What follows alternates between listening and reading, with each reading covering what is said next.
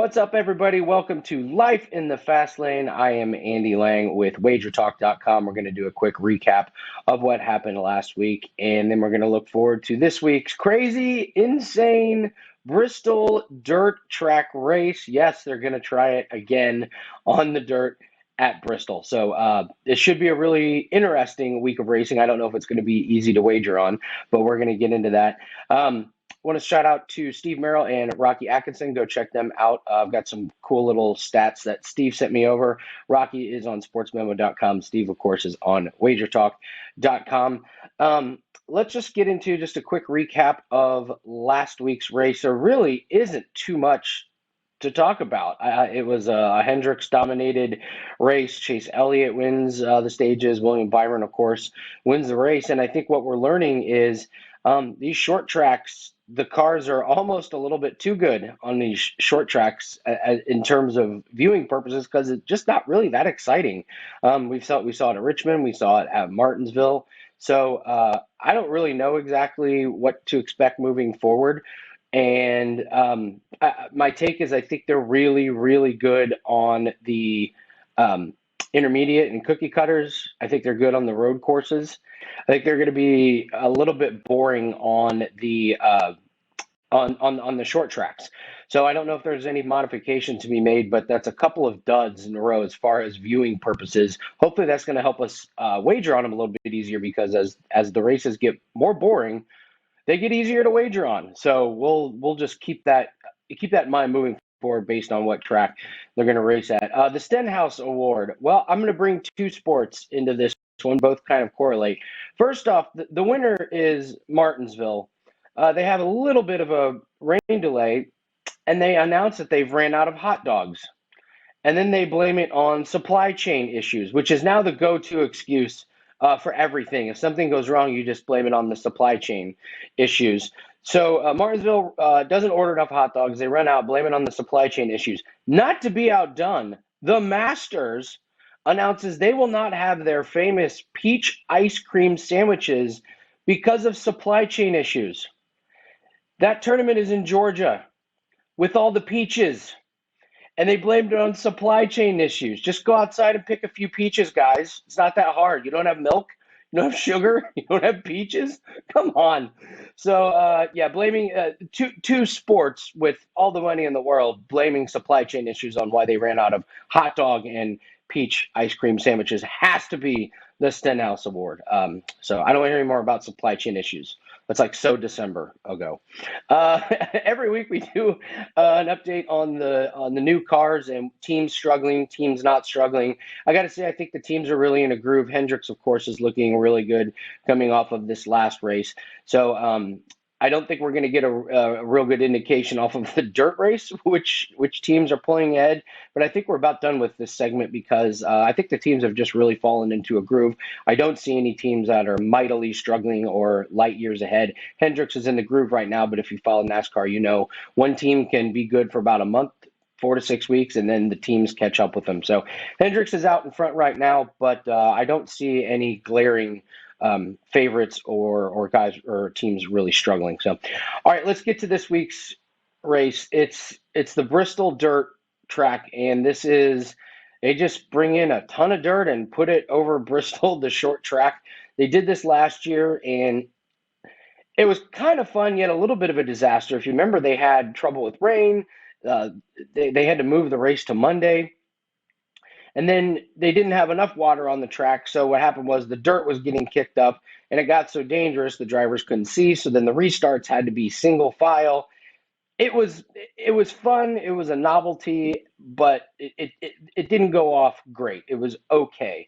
And Steve, the stat that Steve sent me was only 5 drivers led a lap at this race. So it was, you get out front and it's really hard to try and pass the leader. What we saw was kind of an equalizer with the dirt at Bristol. We saw several drivers that really struggled on Bristol without the dirt that did really good. So I know Truex was one of them, and of course Denny Hamlin, surprised everybody by how well he did. My problem is I don't think you can really compare last year's dirt race to this year's dirt race. They've put some things on the cars that should help with the dirt being kicked up on the windows. So I think visibility should be a little bit better. But the dirt is going to be different. They're going to have some rain, but the weather is just going to affect the texture of the dirt. I wouldn't take too much away from the dirt.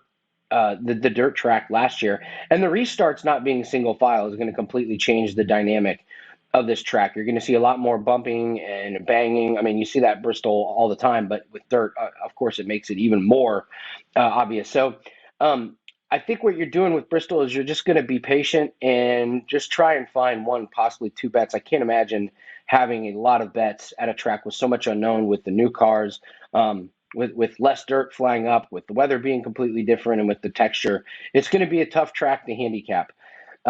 So I will keep my eye definitely on practice and qualifying.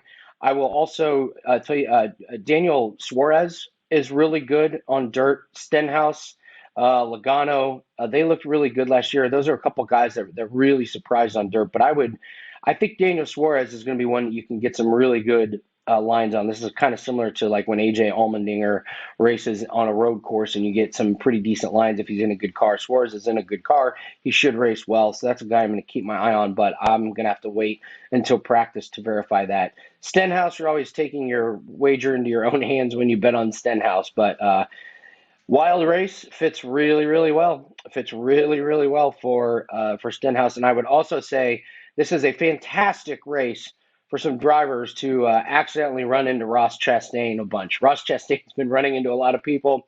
Would not surprise me if a couple guys took a couple cheap shots at him. So, all right, let's take a visit to the slipstream. Just a quick recap for Formula One, the Australian Grand Prix. Listen, on this show, I said this was going to be an epic, iconic race, and it was Formula One's version of ASMR. It was shockingly boring. The winner won by 20 seconds. Early in the race, Carlos Sainz runs into the gravel and was done, couldn't get it restarted. It does kind of beg the question, you have all this money and these cars are unbelievable, but yet you can be taken out of the race by gravel.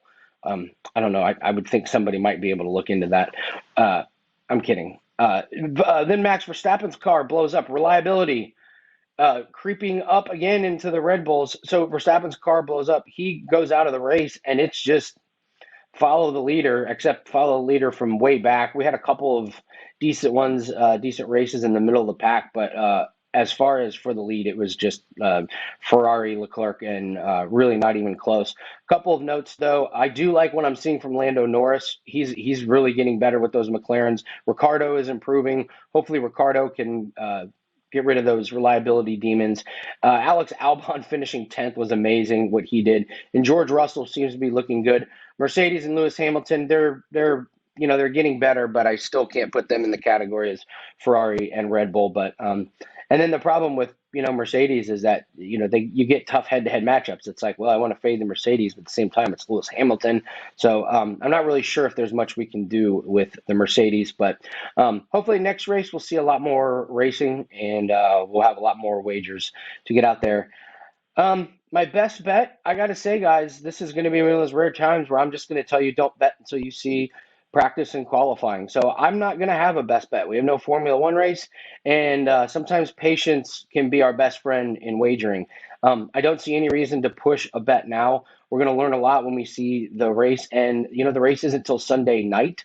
So we have a lot of time. So unfortunately, guys, I just don't have a really good bet for everyone right now, but I will have my NASCAR package up on Sunday, but that will be after practice and qualifying. After practice and qualifying, I should have one to do really, really solid bets after seeing it. So I would be really happy going 1-0 or 2-0 this week, but for right now, just not going to force anything. So that's going to do it for us. Thanks, guys, for joining us on Life in the Fast Lane. Go check all my stuff out at WagerTalk.com. Like I said, Sunday evening race.